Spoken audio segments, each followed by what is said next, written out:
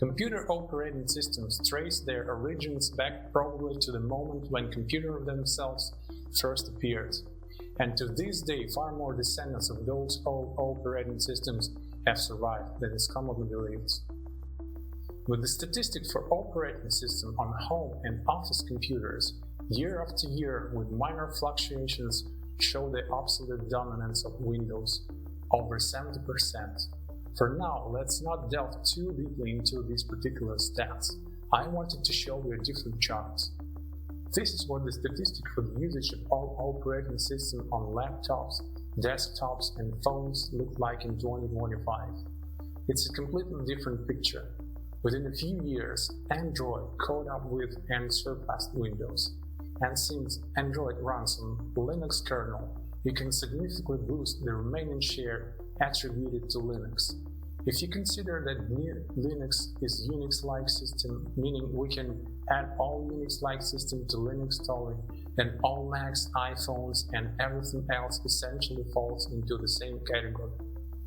This chart doesn't account for various smart devices running on Linux, multimedia system, Internet of Things devices, or services running OSs from that family. So, it turns out that today we are going to talk about the history of the world's most popular family of operating systems. And one could say that Unix is the mother of all these systems and is even related to Windows. Don't believe me? Well, let's dive into history. My name is Pavel Cherov, and you're watching Ctrl+Past channel, where we talk about IT history and how technology changes the world.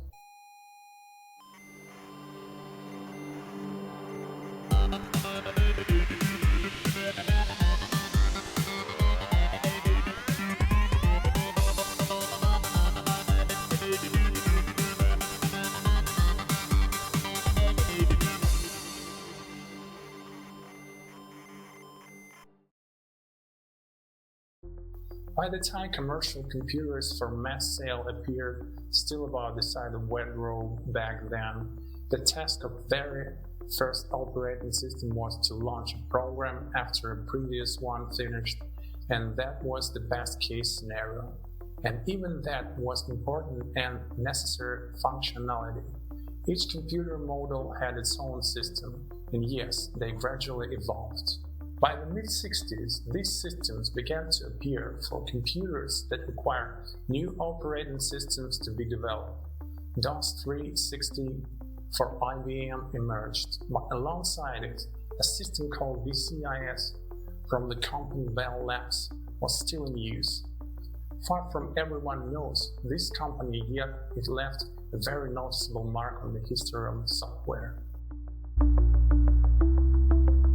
At the beginning of last century, the American telecommunication giant AT&T founded a research center, Bell Telephone Laboratories. Scientists who worked there in various years received 7 Nobel Prizes for their transistors, for example.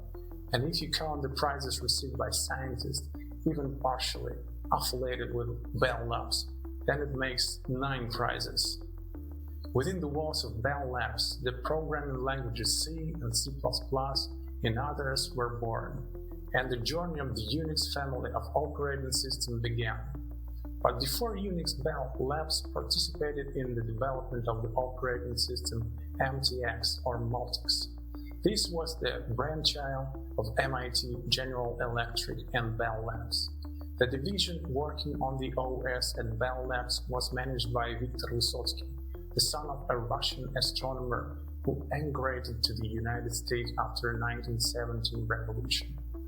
Victor was born in the United States. At the Bell Labs, he worked on operating system, also leading the development of VCIS, the OS that preceded Multics.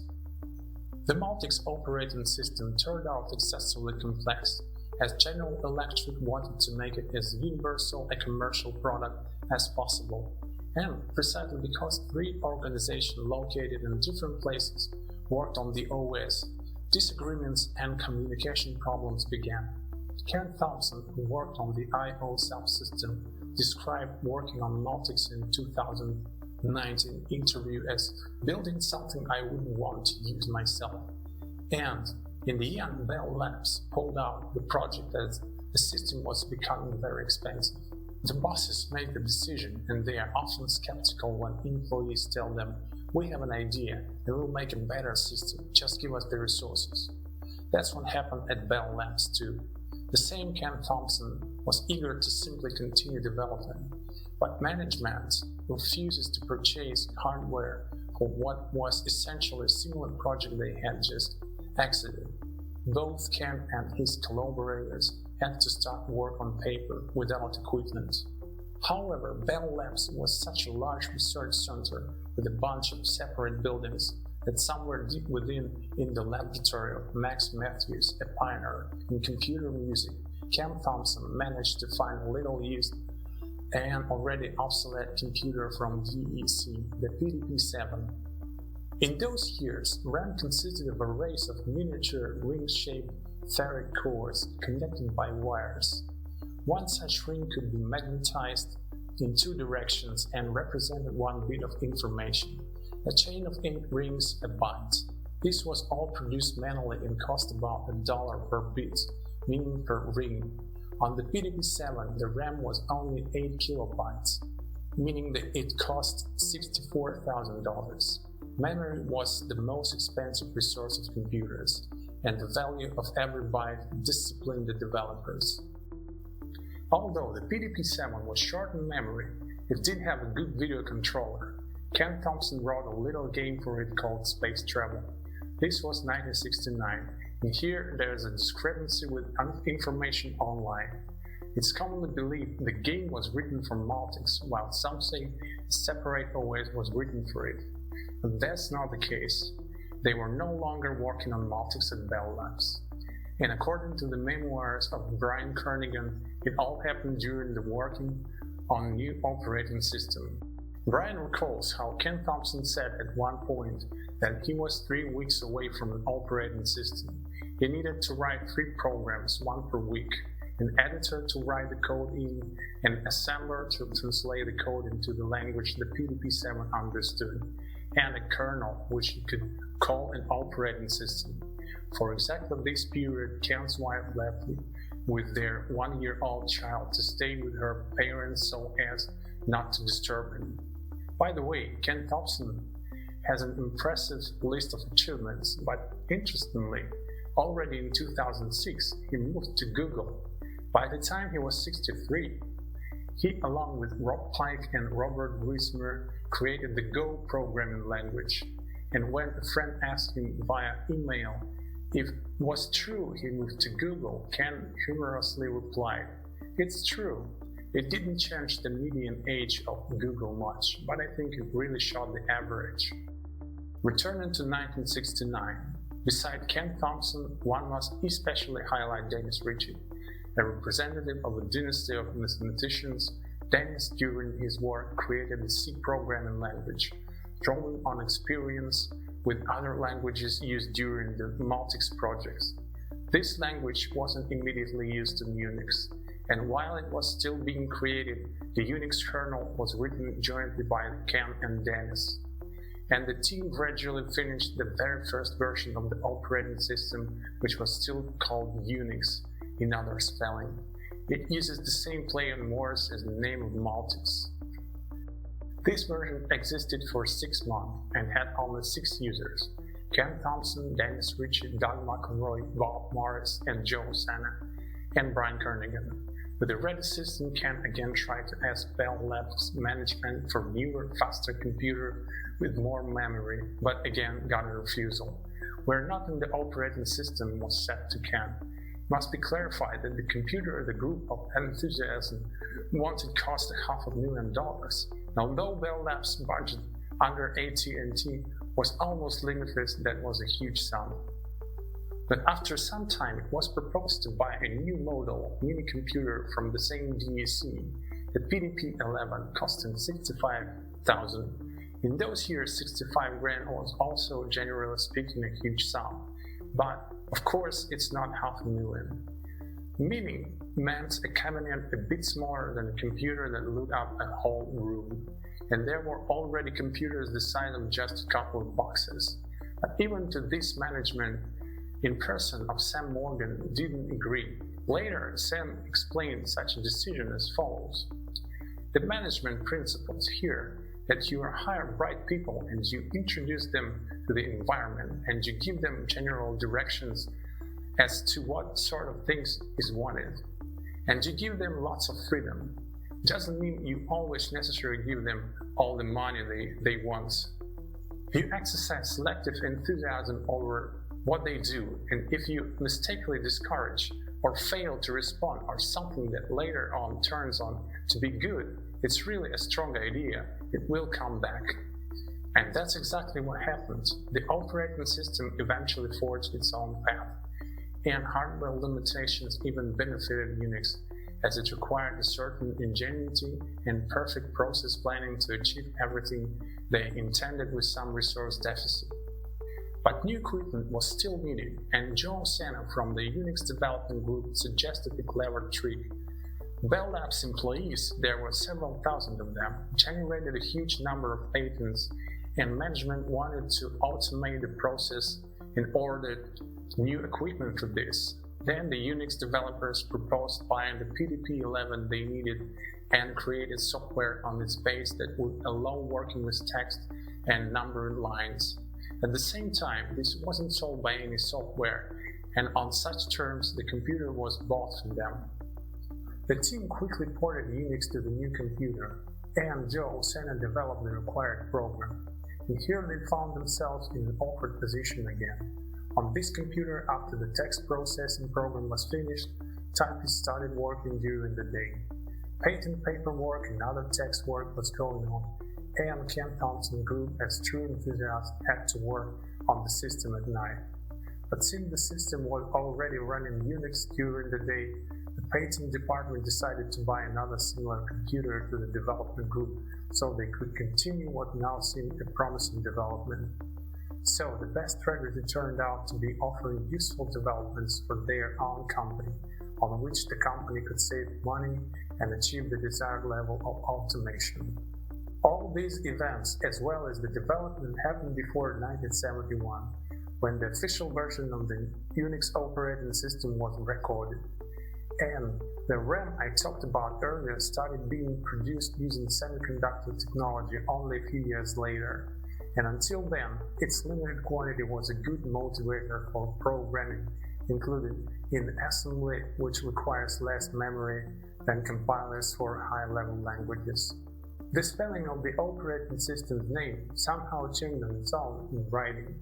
Brian Kernighan, who credits himself with the first variant, said that AT&T lawyers didn't like that UNIX sounded somewhat like UNIX in pronunciation, so they stuck an X at the end. But this seems like a tall tale that the pronunciation didn't change. UNIX.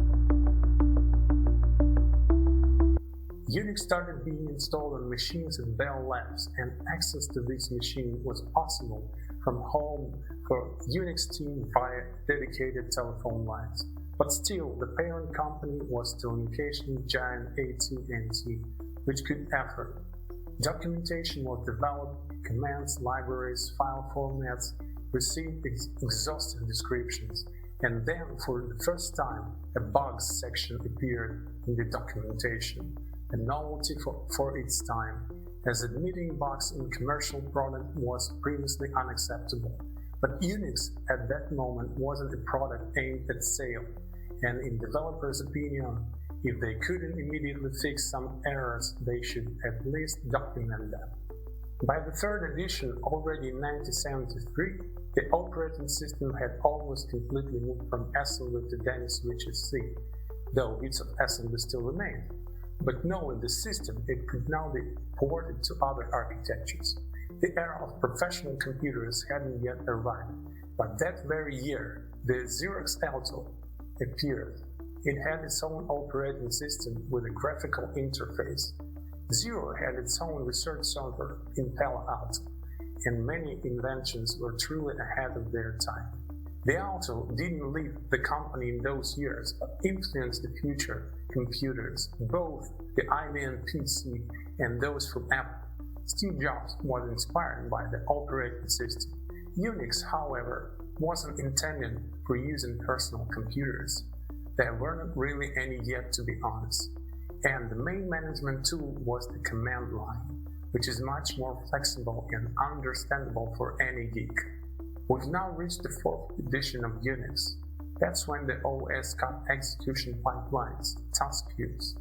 And if the 1st edition ended up installed on 10 machines, the number of 4th edition installation exceeded 15 units. And simultaneously, the first branching of the system happened. UNIX Bell Labs was split into a separate branch, version PWB for programmers who worked on large computers, and it was decided they would work in a UNIX environment in a separate adapted version.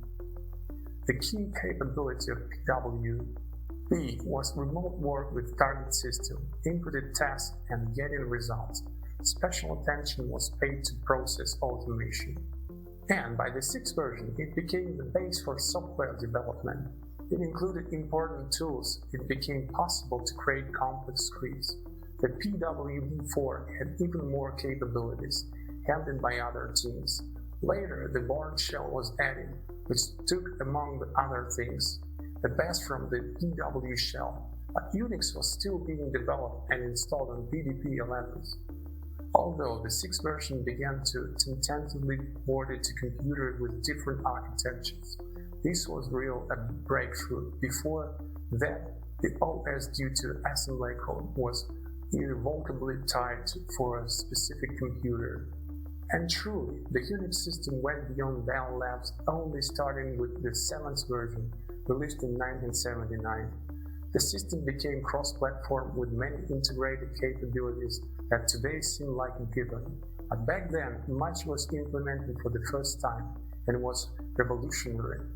Then, a set of tools for automatic design and integrated circuit design were also implemented, and Unix was distributed, or rather sold, to universities, which received the source code after signing an agreement to keep it secret.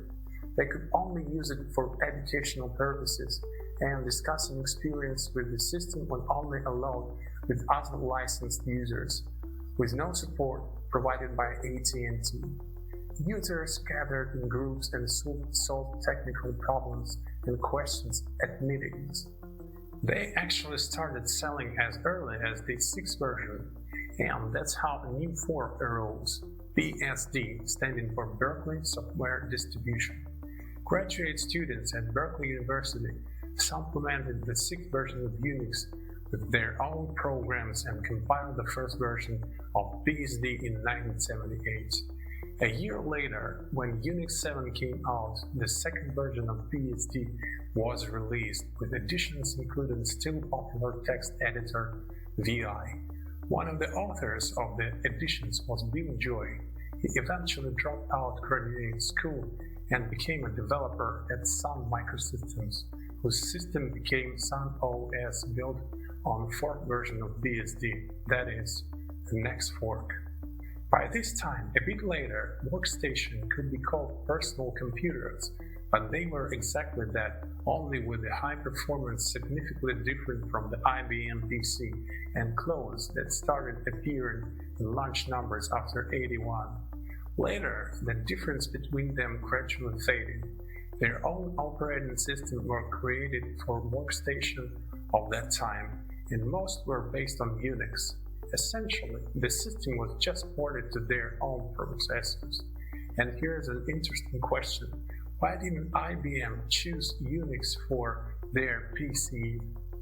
I've read many brief histories of Microsoft, but none reveal why IBM chose Microsoft operating systems for their PCs. There's a conspiracy-level suspicion that Bill Gates' mother persistently recommended her son's company to IBM so they would choose it. Spoiler, that's not quite true. And only after immersing myself in Unix history do I think I understand why IBM didn't take Unix or Unix-like system. Although it would have been logical, IBM needed a programming language, and an operating system at Bell Labs could offer both, and even with a surplus. But AT&T as a parent company was a government-sanctioned monopoly. Therefore, it was barred from commercial sale of an OS because, using revenues from its core business, it could dominate the market and not let other companies develop, which however didn't stop them from selling the system for $20,000 to educational institutions, but in limited quantities. To understand why, you'd need to delve into the bureaucratic intricacies of American laws to avoid sanctions from regulators. IBM simply didn't choose Unix and likely didn't even consider it, and AT&T didn't offer it. But there were other developers on the market, so why Microsoft? Well, we'll figure that out in another video, I think. But for now, it can be said that the claim that Bill Gates stole everything from Unix is untrue. He simply bought some development. Some became the system Xenix based on Unix, and some went another way. They purchased MS-DOS from Seattle Computer, which they called QDOS, cost Microsoft a total of $75,000, and the subsequent Windows 1 was essentially a graphical interface shell over MS-DOS, but that's a whole another story. A bit later, a much more serious intersection of Windows with Unix awaits us. AT&T's monopoly didn't sit well with the Department of Justice. They demanded the divestiture of some divisions and eventually settled on the local telephone operators being spun off. Not immediately, but AT&T later lost big and suffered serious losses which affected Bell Labs. The Research Center changed its name and then its owners, but the first phase took place from 1982 to 1984, and then a new branch appeared, Unix System 5, which AT&T was eager to sell. Now it was possible, and the system code was already closed, but they had a strong competitor, the very one they spun, BSD. The system sold more successfully. Amid the events I just described in 1983, a landmark event occurs in our history. An MIT scientist, the computer genius Richard Stallman, published a letter titled Free Unix. It wasn't even a letter, but a kind of declaration of intent. Richard stated that he would soon create a program fully compatible with Unix and it will be completely free, and asked for help from programmers, money and equipment. The system would be called GNU in its expanded form. GNU is not Unix. Programmers were asked to rewrite some Unix utility and give it to him. This one could say became the beginning of a community supporting the core idea. Software could be not burdened by licenses, and if one person likes a program, they can share it with another without problems. They can supplement the code and share the modified program. No will go who would argue, and it's clear that commercial companies might resist. But Unix as a proprietary system had nothing to offer. The code as declared needed to be rewritten and supplemented. Stallman was so fired up by his idea that he quit his job at MIT so that the university, or specifically the AI lab where he worked, couldn't claim rights to this code. It's about the contract you sign with the employer. According to such a contract, everything you write or invent is the organization property. There have been lawsuits where an inventor quit and patented something afterward, and the company tried to prove that even though he patented it later, he conceived it while working at the company, so it all belongs to the company. Work on GNU took a long time. Much was rewritten from scratch, but there were components that already existed with open source and were compatible with Unix. They ended up in GNU including a graphical shell. In '89, Stallman formulated with lawyer support created a GPL license based on the idea of giving complete freedom in using software and its source code. But if something is created based on this code, or the code is simply modified, then the resulting product must be distributed under GPL license. Such a chain of inheritance was meant in Stallman's vision to help spread free software. Everything was in GNU, but it lacked its own kernel. It was necessary to create a kernel that would be more functional, secure, and stable than the Unix kernel written by Ken and Dennis. the development of their own kernel GNU Herd dragged on, and initially they planned to adapt the BSD 4.4 kernel. Had they done that, perhaps GNU wouldn't be fighting for recognition today. But they chose the Mac microkernel, which was initially based on the BSD 4.2 kernel. Over time, the kernel was heavily modified and expanded, which caused problems. The kernel group became larger than Unix and performance dropped. By the third version, most problems were solved, including licensing ones. That was already 1990, and the developer of the Mac kernel, Richard Rashid, a year later became the head of Microsoft Research, and his kernel greatly influenced Windows NT, which grew out of a joint development with IBM. OS/2 pure microkernel didn't become the foundation, but the main ideas of microkernels were implemented in NT. Considering that NT served as the parent for all modern versions of Windows, we can safely say that the Unix and Windows are related. The Herd kernel by the early 90s, though considered ready, was far from ideal in its first revision, and yes, much later in 2010, Stallman said he wasn't very optimistic about Herd. Progress is undoubtedly being made, but a lot of problems still needed to be solved. Well, as you probably know, the issue was resolved a bit differently. In 1987, at the Vrije Universiteit Amsterdam, Andrew Tannenbaum created UNIX, a Unix-like system but with a different kernel structure, written from scratch. UNIX source code was distributed for free but with restrictions for educational purposes. The system was sold on media, and there was also a textbook by Tannenbaum, one version of which came with UNIX diskettes. Altogether, it was an excellent study guide, thanks to which in 1991 Finnish student Linus Torvalds created Linux. But this isn't a fork of UNIX, as they needed to avoid license claims. It is his own system, and essentially it's a kernel. Modern systems are mostly GNU with Linux kernel. For simplicity, people just say Linux, which really annoys GNU creator Richard Stallman. He compares the volume of GNU and Linux code in distributions and complains that people undeservedly forget or don't even know about GNU and just say Linux. But that comes later.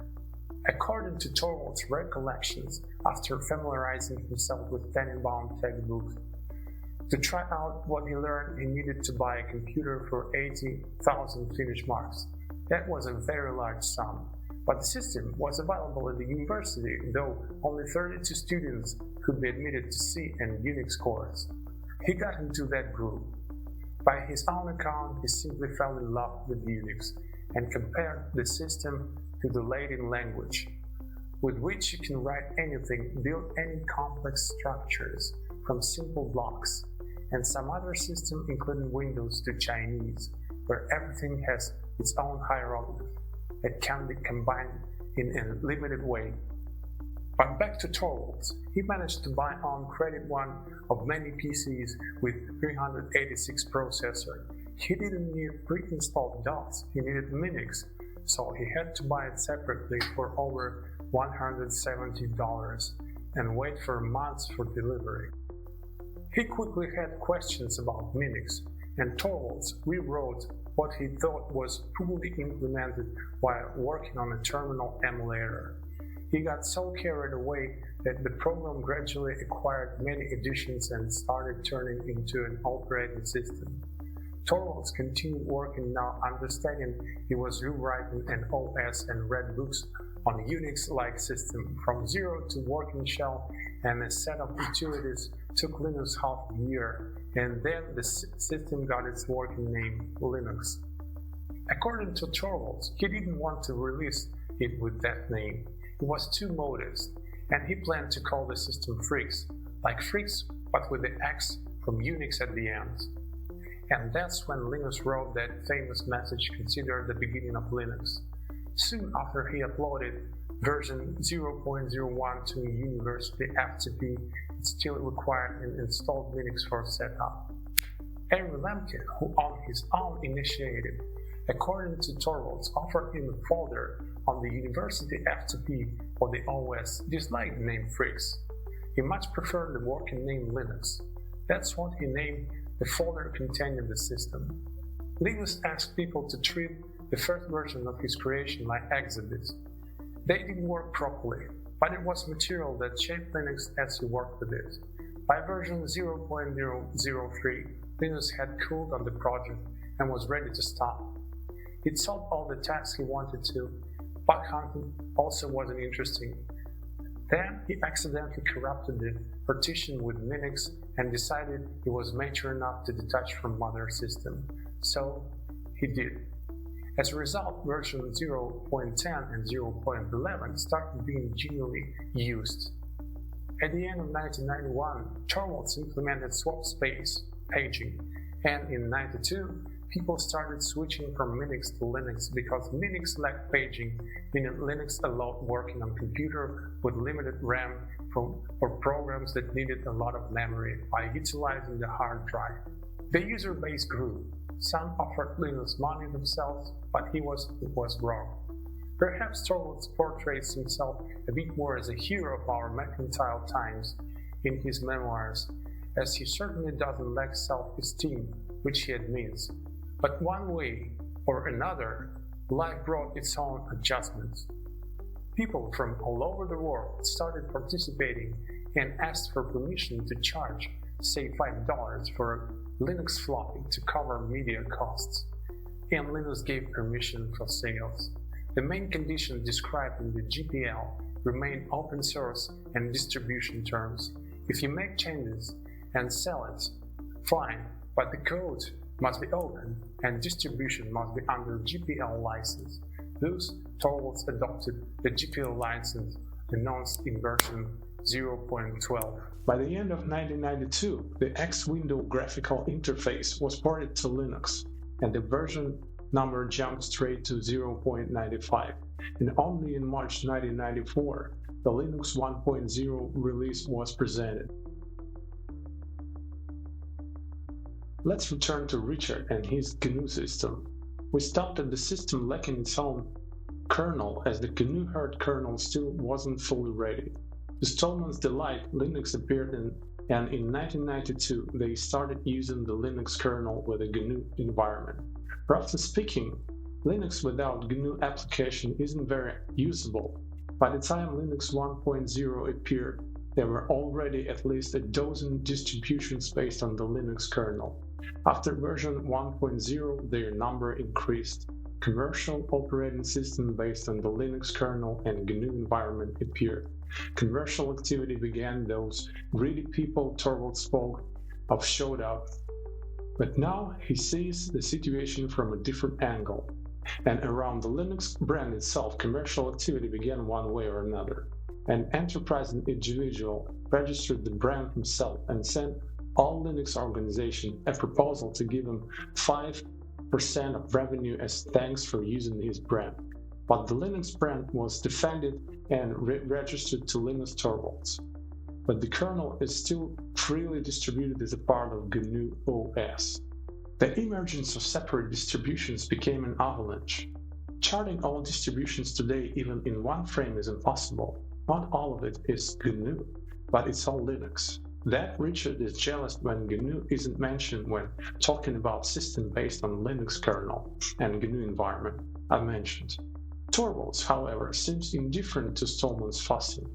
But by Torvalds' own words, what irritates himself isn't that, but that Stallman berates everyone who doesn't use GPL. I agree that sometimes the complaints are just insane. Well, it turned out that people for some reason choose commercial products with proprietary code, sit on subscription needles, etc. Mostly it's work software, for which free software alternatives aren't great. Some things can be replaced at all. And so many years have passed, yet progress in this area is very weak, as people earn money with software, both those selling and those buying. And the current situation apparently suits most those who can't afford to buy, use pirated copies. Well, since they don't have money even for that software to buy it, they are of little interest to companies to pursue, although that happens to. A show trial can avoid that. Closed code allows keeping development secret and supporting programmers. Stallman's ideology, I'm sure, is close to many, but when it comes to development, people find arguments like the ones I just gave, and others to earn money and make a profit to license their software somehow. Stallman said, all who use proprietary software are in constant danger.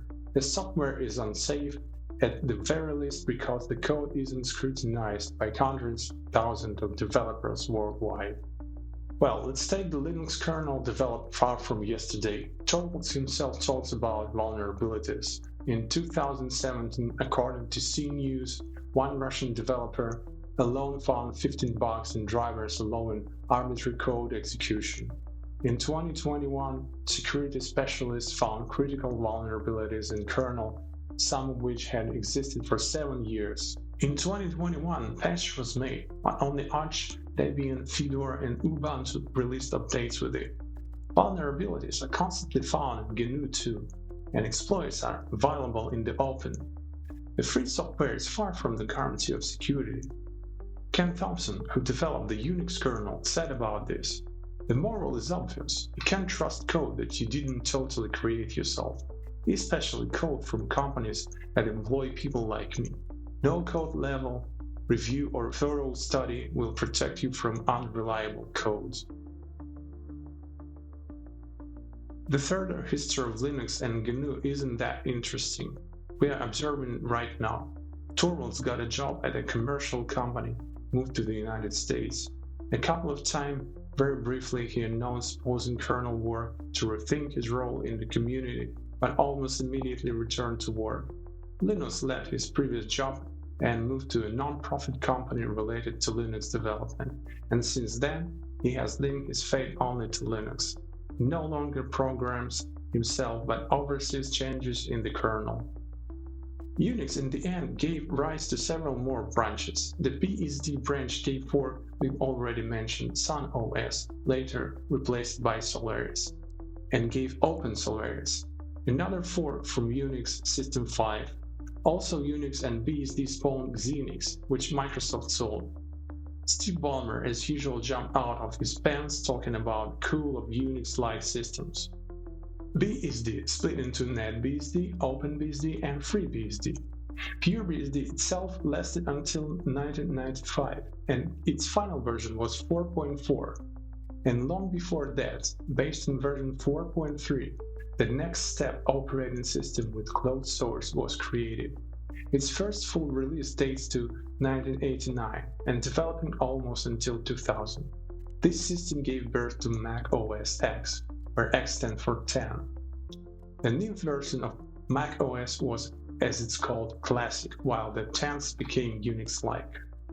The history is interesting because the company, Next Incorporated, maker of NextStep, was founded by Steve Jobs right after he left Apple in 1985 due to disagreements over the Macintosh. And in the end, in 1997, Apple buys Next with all its developments for nearly $430 million, and Steve Jobs returns to Apple. Note that Steve Jobs spent $12 million on the company, a good maneuver to extract money from the business. But ultimately, the modern system for Apple computers and the mobile system iOS are Unix-like.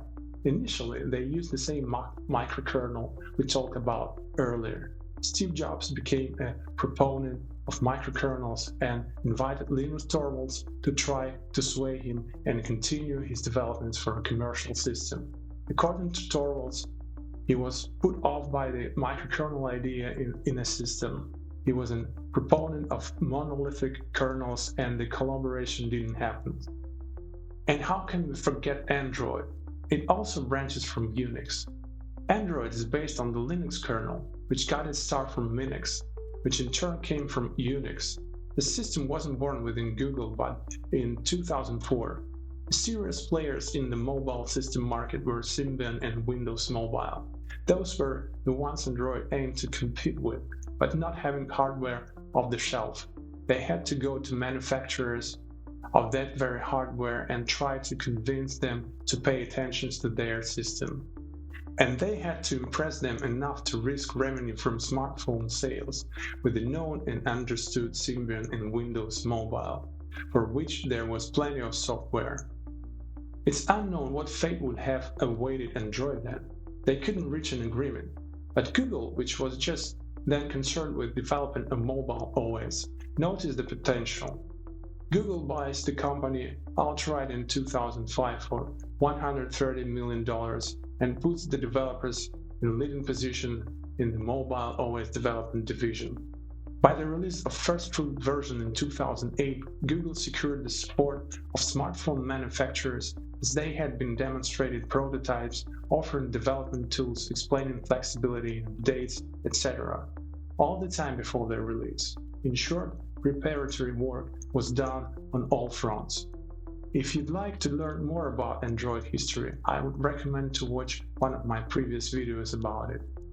Moreover, such a system was already extremely necessary for phone manufacturers, as in 2007 the first iPhone came out for $500, which was half the price of good Windows PDAs at the time, with functionality higher than Symbian's. But since Apple wouldn't share its system, they needed to catch up, and Android came just in time. Thus, the UNIX lineage settled into the two most popular mobile operating systems. Android has open source, but is supply. It's not pure Android. The pure version lacks app including from Google and lacks drivers. Each manufacturer can do this independently. But some have gone further and make their own Android forks like Harmony OS from Huawei. And honestly, I don't quite understand why they deny that their system is built on Android. Well, it remains to note how the great people who gave us what we use and take for granted live today in smartphones, smart devices, multimedia, cars, etc. The godchildren of UNIX haven't all lived to our day, or rather most haven't. Ken Thompson celebrated his 82nd birthday this year. Luke Spry attends events with pleasure and reminisces about his merits. Bill Joy, author of the first BSD, much younger, left some 20 years ago and works on his own security project. Almost a quarter century ago, he said machines would soon be able to improve themselves and humans wouldn't be needed for that. And the ideological fighter for free software and creator of GNU and GPL, Richard Stallman, has been seriously ill for more than a year. Fighting cancer, looks completely different without a beard, you wouldn't recognize him, but remains an active GNU member. Hadn't he not formulated the principles of free software, not gathered people and funds into a single movement, perhaps we wouldn't have any free software today. Linus Torvalds says he's no longer a programmer but consults other programmers via email, not checking his edits, just saying how it should probably look. But he remains the Linux coordinator. Of course, the world of Unix and Unix-like operating system is much richer, and the people involved are countless. I've only covered the main points and key figures. That's how interestingly history unfolded. That's all I have for today. Thanks for watching. See you.